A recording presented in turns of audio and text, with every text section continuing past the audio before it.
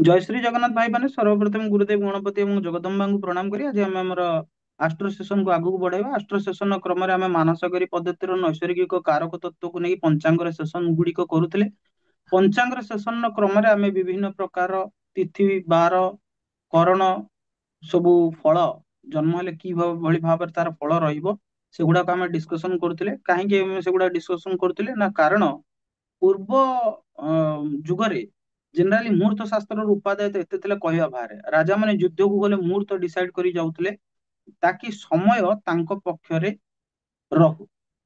ଯେତେବେଳେ ନାରାୟଣ ଏ ପୃଥିବୀର ରଚନା କଲେ ଯୁଗର ନିର୍ମାଣ କଲେ ସେତେବେଳେ ନାରାୟଣ ବି ସ୍ଵୟଂ ପରମ ପୁରୁଷ ବୃଦ୍ଧି ଯୋଗରେ ବୃଦ୍ଧି ଯେତେବେଳେ ଯୁଗ ମାନେ ପୃଥିବୀ ବିଶ୍ଵ ବ୍ରହ୍ମାଣ୍ଡ ସୃଷ୍ଟି ହେଲା ସେଇ ଯୋଉ ଯୋଗରେ ନାରାୟଣ ଏଇ ଯୋଉ ସଂସାର ରଚନା କଲେ ତାକୁ ବୃଦ୍ଧି ଯୋଗରେ ସେ ନାରାୟଣ ରଚନା କରିଛନ୍ତି। ଠିକ ଅଛି। ସେମିତି ନୈସର୍ଗିକ ଯୋଉ ଯୋଗ ଗୁଡିକ ଅଛି ଯୋଗର କ୍ଲାସିଫିକେସନ ଆମେ ପଢିବା ପରେ କି କୋଉ ଯୋଗଟା ଭଲ କୋଉ ଯୋଗଟା ଖରାପ କୋଉ ଯୋଗଟା ନିତ୍ୟ ଶୁଭ ଯୋଗ କି କୋଉଟା ନିତ୍ୟ ଅଶୁଭ ଯୋଗ ସେଗୁଡାକ ଆମେ ପରେ ପଢିବା। କିନ୍ତୁ ଆମେ ଆଗ ଜାଣିଯିବା ଯେ ଯୋଗରେ ଜନ୍ମ ହେଲେ କିଭଳି ଭାବରେ ଫଳ ମିଳିବ। ଗୋଟେ କୁଣ୍ଡଳୀରେ କିଭଳି ଭାବରେ ତାର ରେଜଲ୍ଟ ଆସିବ କିଭଳି ଭାବରେ ତାର ଫଳାଦେଶ ହବ ଏଇଟା ଏଇଠି ଡିପେଣ୍ଡ ଏଇଟା ଟୋଟାଲି ଡିପେଣ୍ଡ କରୁଛି କି ସେ କୁଣ୍ଡଳୀରେ ଟୋଟାଲ ନବଗ୍ରହ ତାର ନବାଂଶ ଟ୍ରାନଜିଟ ଏ ସବୁ ଦେଖିକି ତାପରେ ତାର ଆପଣ ଜଜମେଣ୍ଟ ଫର୍ମେସନ କରିବେ। ତା ପୂର୍ବରୁ ଆପଣ ଜଜମେଣ୍ଟ କୌଣସି ଫର୍ମେସନ କଲେ ସେଟା ଆପଣଙ୍କ ପାଇଁ ଅସୁବିଧା ସୃଷ୍ଟି କରିବ। କିନ୍ତୁ ପୁରାତନ ଆଚାର୍ଯ୍ୟ ମାନେ ଯୋଉ ପଞ୍ଚାଙ୍ଗର ଥେସିସ୍ ବା ପଞ୍ଚାଙ୍ଗର କୌଣସି ବକ୍ତବ୍ୟ ରଖିଛନ୍ତି ସେ ବକ୍ତବ୍ୟକୁ ଆମେ ମାନେ ବାଇପାସ କରିବାଟା ଠିକ ହେବ ନାହିଁ। କାରଣ ମହର୍ଷି ପରାଶର ଯାହାଙ୍କର ଆମେ ପରାଶର ଯୋଉ ଆଷ୍ଟ୍ରୋଲୋଜି ପଢୁଛେ ସିଏ ବି ଏଇ ଯୋଗ ବିଷୟରେ ବହୁତ କିଛି ଜିନିଷ ତାଙ୍କର ବୃହତ ପରାଶର ହୋରା ଶାସ୍ତ୍ରରେ ମହର୍ଷି ମୈତ୍ରେୟଙ୍କୁ ତାଙ୍କର ଯିଏ ଶିଷ୍ୟ ଥିଲେ ମହର୍ଷି ମୈତ୍ରେୟ ଯୋଉ ମହର୍ଷି ମୈତ୍ରେୟ ଭଗବତରେ ବହୁତ କିଛି ଜିନିଷ ଶ୍ଲୋକ ଗୁଡାକ ତାଙ୍କ ବିଷୟରେ ଶ୍ରୀ ଶୁକଦେବ ଆଲୋଚନା କରିଛନ୍ତି। ତାଙ୍କ ବିଷୟରେ ସେଇ ମୈତ୍ରେୟ ଋଷିଙ୍କର ଅ କୁ ପଚାରିଛନ୍ତି ଯେ କୋଉ ଯୁଗରେ ଜନ୍ମ ହେଲେ କିଭଳି ଭାବରେ ରେଜଲ୍ଟ ଆସିବ। ଲେଟ୍ ସେ ମୁଁ ଯଦି ଆପଣଙ୍କୁ ଗୋଟେ ଜିନିଷ କହୁଛି ଯଦି କୌଣସି ବ୍ୟକ୍ତି ବ୍ୟାଘାତ ଯୋଗରେ ଜନ୍ମ ହେଲା ତାହେଲେ ପ୍ରତ୍ୟେକ କର୍ମରେ ତାକୁ ଡିଫିକଲ୍ଟ ସିଚୁଏସନ ଫେସ୍ କରିବାକୁ ପଡିବ। ଯଦି କୌଣସି ଲୋକ ବ୍ୟତିପାତ ଯୋଗରେ ଜନ୍ମ ହେଲା ତାହେଲେ ପ୍ରତ୍ୟେକ କ୍ଷେତ୍ରରେ ତାକୁ ଅସୁବିଧା ଫେସ୍ କରିବାକୁ ପଡିବ। ଯଦି କୌଣସି ଲୋକ ଅତି ଗଣ୍ଡରେ ଜନ୍ମ ହେଲା ଯଦି କୌଣସି ଲୋକ ଗଣ୍ଡ ଯୋଗରେ ଜନ୍ମ ହେଲା ତାହେଲେ କଣ କଣ ରେଜଲ୍ଟ ହବ। ଆପଣ କୁଣ୍ଡଳୀ ବହୁତ ଷ୍ଟ୍ରଙ୍ଗ ଥାଉ କିନ୍ତୁ ଯୋଗ ଯଦି ଖରାପ ହେଇଗଲା କହନ୍ତି ନା ଏଇଟା ବେକାରିଆ ପିଲାଟା ତାର ମାନେ ଏଡେ ବେକାରିଆ ପିଲାଟା ତାର ସକାଳୁ ଉଠିଲେ ମୁହଁ ଦେଖିଲେ ତାର ମାନେ ସରିଗଲା ସବୁ। ଆଉ ଗୋଟେ ଗୋଟେ ଥାନ୍ତି ଯୋଗ ଜନ୍ମ ମାନେ କୁଣ୍ଡଳୀରେ କିଛି ପାୱାର ନଥିବ ତାର ପଞ୍ଚାଙ୍ଗ ସେ ଯେତେବେଳେ ଜନ୍ମ ହେଇଥିବ ତାର ପଞ୍ଚାଙ୍ଗରେ ଏତେ ପାୱାର ଥିବ ଯେ କହିବା ବାହାରେ। ଆମେ ମାନେ ସମସ୍ତେ ଅବଗତ ଯେ ସଂସାରରେ ବିଶ୍ଵ ବ୍ରହ୍ମାଣ୍ଡରେ କିଛି ବି ଏମିତି ଏକ୍ଜିଷ୍ଟ କରୁନି ଯାହାକି ପଞ୍ଚତତ୍ତ୍ୱ ବାହାରେ। ସେଗୁଡିକ କଣ କଣ ନା ଅଗ୍ନି ପୃଥିବୀ ବାୟୁ ଜଳ ଆକାଶ। ଠିକ ସେଇଭଳି ଆଷ୍ଟ୍ରୋଲୋଜିରେ କିଛି ବି ଏକ୍ଜିଷ୍ଟ କରୁନି ଏ ସଂସାରରେ ଯିଏ କି ପଞ୍ଚାଙ୍ଗ ବାହାରେ। ତିଥି ବାର ନକ୍ଷତ୍ର ଯୋଗ କରଣ ଠିକ ଅଛି। ୟା ୟାର ମହତ୍ତା ଏତେ ଅଛି ନା ଆପଣ ଭାବୁନାହାନ୍ତି ସନାତନ ପରମ୍ପରାରେ ନା ଜଗନ୍ନାଥଙ୍କ ରଥଯାତ୍ରାଠୁ ଆରମ୍ଭ କରି ପ୍ରତ୍ୟେକ ଓଷା ଉତ୍ସବ ଗୋଟେ ପର୍ଟିକୁଲାର ଡେ ରେ ପଡୁଛି ସେଇଟା ଆଉ କୋଉ ଦିନ ଆମେ କଣ ପାଇଁ ପାଳନ କରୁନେ ତାର କଣ ରିଜିନ ରହିଛି। ଆମେ ମାନେ ଯଦି ସେ ବ୍ରତକୁ ନିଷ୍ଠାର ସହିତ ପାଳନ କରିବା ଆମେ ବୁଝିପାରିବା ଯେ ସେ ଦିନର ମହନୀୟତା ମହତ୍ତ୍ୱ କେତେ ମାତ୍ରାରେ ଅଛି। ଅକ୍ଷୟ ତୃତୀୟା କାହିଁ ଏତେ ଇମ୍ପୋର୍ଟାଣ୍ଟ। କାଳୀ ପୂଜା କାହିଁ ଏତେ ଇମ୍ପୋର୍ଟାଣ୍ଟ। ଦୁର୍ଗା ପୂଜା କାହିଁ ଏତେ ଇମ୍ପୋର୍ଟାଣ୍ଟ। ଆରେ ପଞ୍ଚାଙ୍ଗରେ ସେଇ ଦିନଟା ସେଇଭଳି ଭାବରେ ପଡୁଛି ବୋଲି ତ ଆମେ ତାକୁ ପାଳନ କରୁଛେ। ଠିକ ଅଛି। ଏବେ ଚାଲନ୍ତୁ ଆମେ ଜାଣିବା ସର୍ବପ୍ରଥମେ ଯୋଗ କଣ କଣ ରହିଛି। 27ଟା ଯୋଗ ଅଛି। କଣ କଣ ଯୋଗ ଅଛି ନା ବିଷ୍କୁମ୍ଭ ପ୍ରୀତି ଆୟୁଷ୍ମାନ ସୌଭାଗ୍ୟ ଶୋଭନ ଅତିଗଣ୍ଡ ସୁକର୍ମା ଧୃତି ଶୂଳ ଗଣ୍ଡ ବୃଦ୍ଧି ଧ୍ରୁବ ବ୍ୟାଘାତ ହର୍ଷଣ ବଜ୍ର ସିଦ୍ଧି ବ୍ୟତିପାତ ବରିୟାନ ପରିଘ ଶିବ ସିଦ୍ଧ ସାଧ୍ୟ ଶୁଭ ଶୁକ୍ଳ ବ୍ରହ୍ମ ଇନ୍ଦ୍ର ବୈଦ୍ୟୁତି ଏମିତି 27ଟା ଯୋଗ ଅଛି। ଏଇ ଯୋଗରେ ଜନ୍ମ ହେଲେ କିଭଳି ଏଇଟା ଆପଣ ଏଇଟା ମନେ ରଖନ୍ତୁ ଏଇଟା ଭେରି ଭେରି ଇମ୍ପୋର୍ଟାଣ୍ଟ। ଯଦି ଯୋଗ ଖରାପ ଅଛି ଆଉ ଆପଣ ଯୋଗ ଶାନ୍ତିକରଣ କରିନାହାନ୍ତି ଯଦି ନକ୍ଷତ୍ରର ଦୋଷ ଅଛି ଆଜି ନକ୍ଷତ୍ର ଦୋଷ ଶାନ୍ତିକରଣ କରିନାହାନ୍ତି ଆପଣଙ୍କ କୁଣ୍ଡଳୀରେ ପ୍ରତ୍ୟେକ କୁଣ୍ଡଳୀରେ ଦରିଦ୍ର ଯୋଗ ଅଛି ପ୍ରତ୍ୟେକ କୁଣ୍ଡଳୀରେ ଧନ ଯୋଗ ବି ଅଛି। ହେଲେ ସେଇଟା ଆକ୍ଟିଭେଟ କେତେବେଳେ ହବ ଯଦି ସେଇଟା ଆପଣ ଜାଣିନାହାନ୍ତି କିଭଳି ଭାବରେ କଣ କଲେ ସେଇଟା ଆକ୍ଟିଭେଟ ହବ ହେଲେ ଆମେ ଯେତେ ପ୍ରେଡିକ୍ସନ ଦବା ସାମ୍ନା ବାଲା କହିବ କାହିଁ ଆଜି ମୋ ସହିତ କିଛି ହେଇନି। ଆଉ ଯୋଉଟା ଯାହାର ବାସ୍ତବତାରେ ଘଟିନି ଯାହା ସହିତ ଯୋଉଟା ବାସ୍ତବତାରେ ଘଟିନି ସେ କେବେ ବି କହିପାରିବନି ଯେ ଏଇଟା ହବ। କାରଣ ବାସ୍ତବତା ଠାରୁ ବଡ ସତ୍ୟ କିଛି ନାହିଁ। ତେବେ ଚାଲନ୍ତୁ ଆରମ୍ଭ କରିବା। ସର୍ବପ୍ରଥମେ ଜାଣିବା ମାନସାଗରୀ ପଦ୍ଧତିରେ ଯଦି କୌଣସି ଲୋକ ବିଷ୍କୁମ୍ଭ ଯୁଗରେ ଜନ୍ମ ହୋଇଛି, ତାହେଲେ ମାନସାଗରୀ ପଦ୍ଧତିରେ ଆଚାର୍ଯ୍ୟ ମାନେ କହୁଛନ୍ତି ସେ ସୁନ୍ଦର ରୂପ ବାଲା ହେଇଥିବ, ଭାଗ୍ୟବାନ ହେଇଥିବ, ନା ଆଭୂଷଣରେ ଯୁକ୍ତ ହେଇଥିବ, ବୁଦ୍ଧିମାନ ଏବଂ ପଣ୍ଡିତ ହେଇଥିବ। ଯଦି କୌଣସି ଲୋକ ପ୍ରୀତି ଯୁଗରେ ଜନ୍ମ ହେଇଛି, ତାହେଲେ ସିଏ ଯଦି ସ୍ତ୍ରୀ ହେଇଥିବ ତାହେଲେ ପୁରୁଷ ମାନଙ୍କର ପ୍ରିୟ, ଯଦି ପୁରୁଷ ହେଇଥିବ ସ୍ତ୍ରୀ ମାନଙ୍କର ପ୍ରିୟ, ତତ୍ଵ ମାନଙ୍କର ଜ୍ଞାତା, ମହା ଉତ୍ସାହୀ ଏବଂ ପ୍ରୟୋଜନ ସିଦ୍ଧ କରିବା ପାଇଁ ସଦାସର୍ବଦା ଉଦ୍ୟୋଗଶାଳୀ ରହିଥାଏ।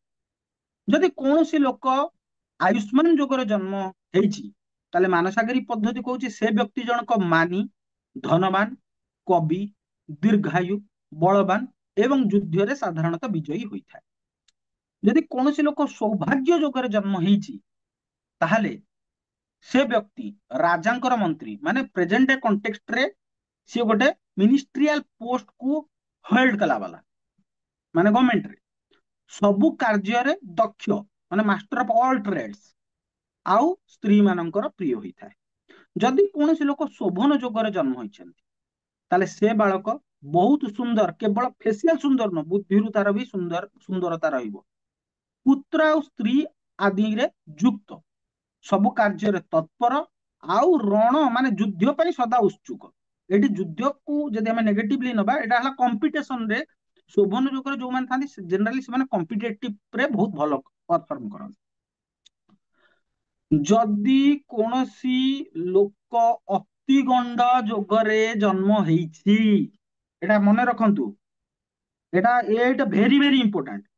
ମାନସାଗରୀ ପଦ୍ଧତି କହୁଛି ଯେ ସେ ଲୋକ ମାତୃହନ୍ତା ହୋଇଥାଏ। ମାତୃହନ୍ତା କହିବାର ତାତ୍ପର୍ଯ୍ୟ ହେଲା, ଯଦି କୌଣସି ଲୋକ ଅତିଗଣ୍ଡ ଯୋଗରେ ଜନ୍ମ ହେଇଛି, ତାହେଲେ ତାର ମା କୁ ଆଜୀବନ ପୀଡା ରହିବ ଯଦି ଅତିଗଣ୍ଡ ଯୋଗର ଉତ୍ପନ୍ନର ଶାନ୍ତିକରଣ ପଦ୍ଧତି ନ କରାଯାଏ। ସେଟା କଣ ଶାନ୍ତିକରଣ ପଦ୍ଧତି ବୃହତ ପରାଶର ଶାସ୍ତ୍ରରେ ଦିଆଯାଇଛି, ଆମେ ତାକୁ ପରେ ପଢିବା।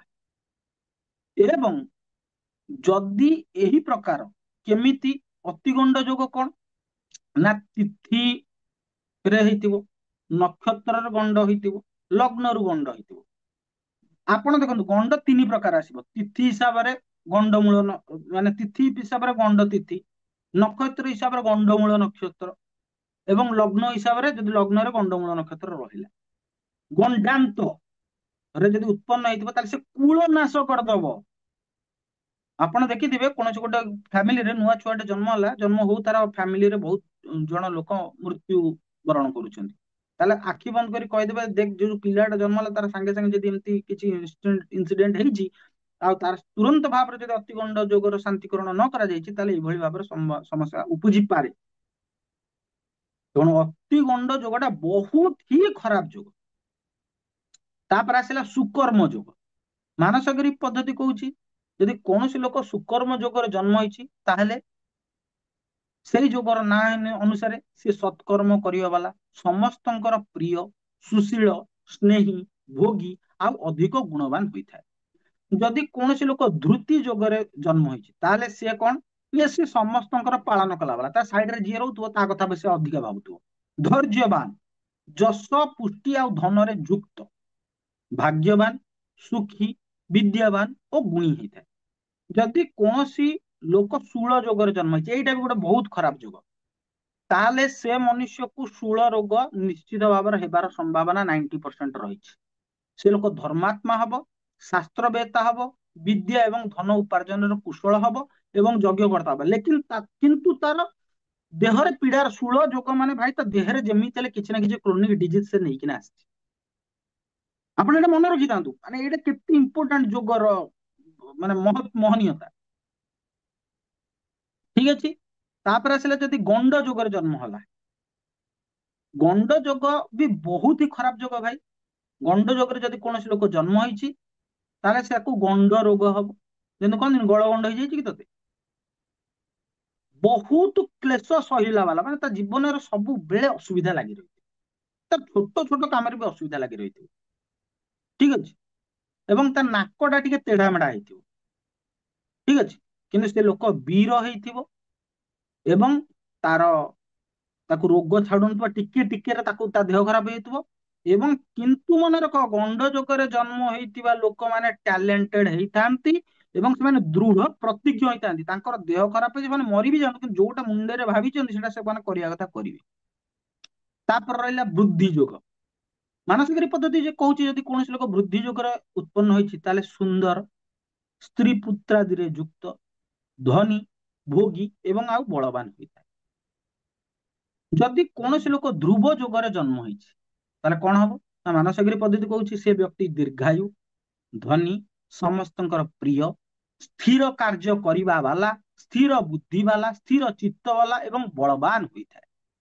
ଯଦି କୌଣସି ଲୋକ ବ୍ୟାଘାତ ଯୋଗରେ ଜନ୍ମ ହେଇଛି, ଭାଇ ଏଇଟା ବି ବହୁତ ହିଁ ଖରାପ ଯୋଗ। ମୁଁ ଯେତେ କୁଣ୍ଡଲି ଦେଖିଛି ବ୍ୟାଘାତ ଯୋଗରେ କୌଣସି ଲୋକ ଯଦି ଜନ୍ମ ହେଇଥାଏ ତାହେଲେ ସବୁ କାମ ତାର ଅଟକିକି ଚାଲିବା ହିଁ ଚାଲିବ। ମାନେ ତାକୁ ସେ ଗୋଟେ ଛୋଟ କାମ ବି ଭଲସେ କରିପାରିବ ମାନେ ତାର କିଛି ନା କିଛି ତା ଦେହରେ ଅବଷ୍ଟାକଲ ଆସିବା କଥା ଆସିବ।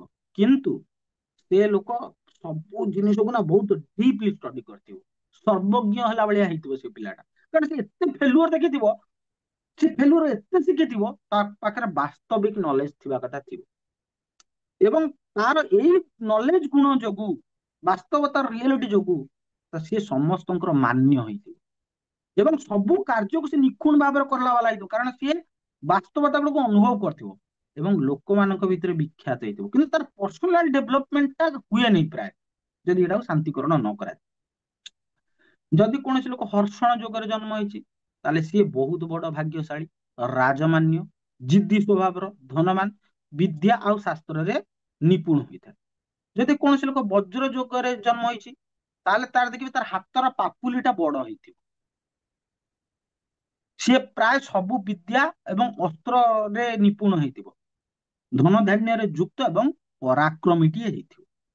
ଯଦି କୌଣସି ଲୋକ ସିଦ୍ଧି ଯୋଗରେ ଜନ୍ମ ହେଇଛି ତାହେଲେ ମାନସଗିରି ପଦ୍ଧତି କଣ କହୁଛି ନା ସବୁ କାମରେ ସେ ସିଦ୍ଧିକୁ ପ୍ରାପ୍ତ କରିବା ବାଲା, ମାନେ ସେ ସିଦ୍ଧି ପଛରେ, ମାନେ ସିଏ ଯଦି କାମ କରିବ, ଗୋଟେ ଗୋଟେ ଲୋକ ଥାନ୍ତି ନା ମୁଁ ଭାଇ ଫେଲୁଅର ଦେଖିପାରିବିନି, ମୁଁ କରିଛି ମାନେ ମୋର ମୁଁ ଏଇଟା ତାର ବାଇ ହୁକ୍ ଅର୍ କ୍ରୁକ୍ ମୁଁ ତାକୁ ବାଇ ହୁକ୍ ଅର୍ କ୍ରୁକ୍ ମୁଁ ତାର ରେଜଲ୍ଟ ଦବା କଥା ହିଁ ଦେବି। କେମିତି ମୁଁ ପାଇବି ମୁଁ ଜାଣିନି, ବଟ୍ ମୁଁ ମୋର ଚାହିଁଛି ଭଲ ରହୁଛି ସେ ଖରାପରେ ମୁଁ ମୋର ରେଜଲ୍ଟ ଦରକାର ହିଁ ଦରକାର।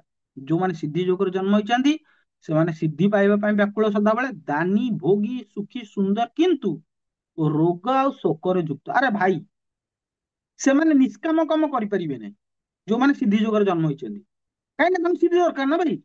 ସିଏ ଯେତେବେଳେ କାମ କଲେ ତାର ରେଜଲ୍ଟ ତାଙ୍କ ହିସାବରେ ତାଙ୍କୁ ନ ମିଳିଲା ସେ ଡିସାଟିସ୍ଫାଇଡ ରହିବେ। ଠିକ ଅଛି।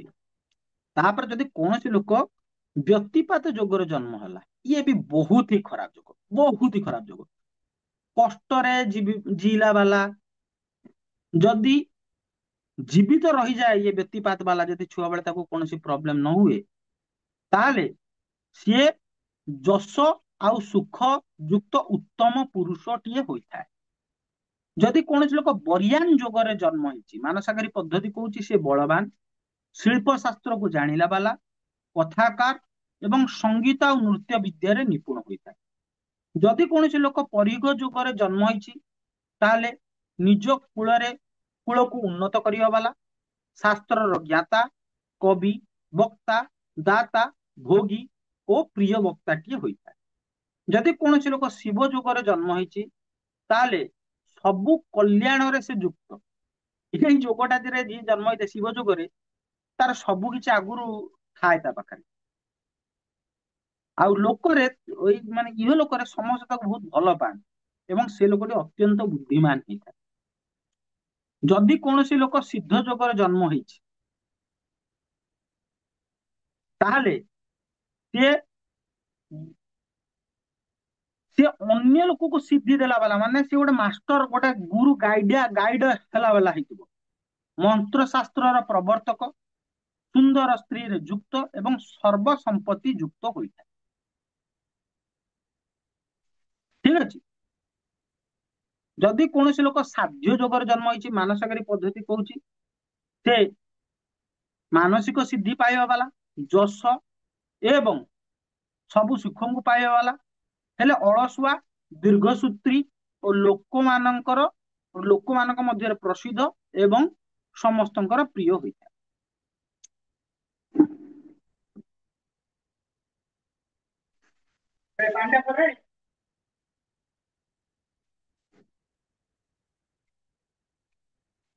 ଯଦି କୌଣସି ଲୋକ ଶୁଭ ଯୋଗରେ ଜନ୍ମ ହୋଇଥାଏ ତାହେଲେ ସେ ସୁନ୍ଦର ମୁଖ ବାଲା, ଧନବାନ, ଜ୍ଞାନୀ ଏବଂ ତାର ସାଇନ୍ସରେ ରୁଚି, ଦାନୀ ଏବଂ ବ୍ରାହ୍ମଣ ମାନଙ୍କର ଆଦର କରିବା ବାଲା ହୋଇଥାଏ।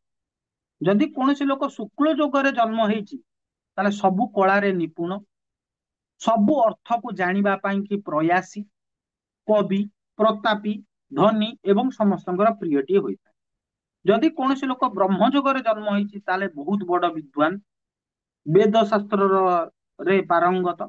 ବେଦ ଶାସ୍ତ୍ରର ମଡର୍ନ ଇଣ୍ଟରପ୍ରିଟେସନ ହିସାବରେ ତାକୁ ପ୍ରାୟତଃ ସବୁତିକ ସାମାଜିକ ଜିନିଷ ଜଣାଥାଏ ଏବଂ ତା ପାଖରେ ଗୋଟେ ଇନହେରେଣ୍ଟ କ୍ୱାଲିଟି ଥାଏ, ସେ ନିଜେ ବ୍ରହ୍ମ ଜ୍ଞାନ ପ୍ରାପ୍ତ କରିବା ଦିଗରେ ଅଗ୍ରସର ହେଇପାରେ ଏବଂ ନିଶ୍ଚିତ ଭାବରେ ସିଏ ମାନେ ସ୍ପିରିଚୁଆଲ ହେବା କଥା ହେଇ ବ୍ରହ୍ମଯୋଗର ଉତ୍ପନ୍ନ ବ୍ୟକ୍ତିତ୍ୱ ଗୁଡା। ଯଦି କୌଣସି ଲୋକ ଇନ୍ଦ୍ର ଯୋଗରେ ଜନ୍ମ ହେଇଛି ତାହେଲେ ସିଏ ରାଜା ହେଇଥିବ। ରାଜା ଅର୍ଥ ଇନ୍ ଦ୍ୟାଟ କଣ୍ଟେକ୍ସଟ ତା ପାଖରେ ସବୁ କିଛି ଥିବ। ସିଏ ଇନ୍ଦ୍ର ଯୋଗର ଗୋଟେ ଅସୁବିଧା ବି ଅଛି, କଣ? ସିଏ ଅଳ୍ପାୟୁ ହେଇଥାଏ, ସୁଖୀ, ଭୋଗୀ ଏବଂ ଗୁଣୀ ହେଇଥାଏ, କିନ୍ତୁ ତାର ଟିକେ ଆୟୁ ରିଲେଟେଡ ପ୍ରୋବ୍ଲେମ ଟା ଥାଏ ଇନ୍ଦ୍ର ଯୋଗରେ ଜନ୍ମ ହେଇଥିବା ଲୋକମାନଙ୍କର। ସେ ସମ୍ପୂର୍ଣ୍ଣ ଆୟୁ ହୁଏତ ବଞ୍ଚି ନ ପାରନ୍ତି। ଯଦି କୌଣସି ଲୋକ ବୈଧୃତି ଯୋଗରେ ଜନ୍ମ ହେଇଥାଏ, ଭାଇ ଏଇଟା ବି ବହୁତ ଖରାପ ଯୋଗ।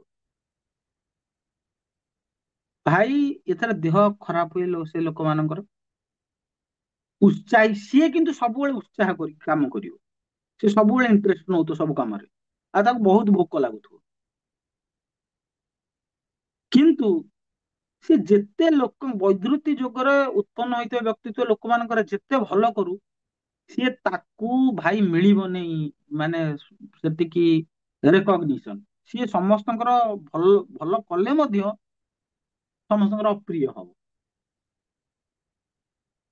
ତେବେ ଆଜିର ସେସନରେ ଆମେ ଜାଣିଲେ ମାନସାଗରୀ ପଦ୍ଧତି ହିସାବରେ 27ଟି ନୈସର୍ଗିକ ଶୁଭ ତଥା ଅଶୁଭ ଯୋଗର ଉତ୍ପନ୍ନର ଫଳ, ଯୋଉଟା କି ପୁରାତନ ଆଚାର୍ଯ୍ୟ ମାନଙ୍କର ମତକୁ ଆମେ ପଢିଲେ। ଆଜିର ସେସନ ପାଇଁ ସମସ୍ତଙ୍କୁ ଜୟ ଶ୍ରୀ ଜଗନ୍ନାଥ।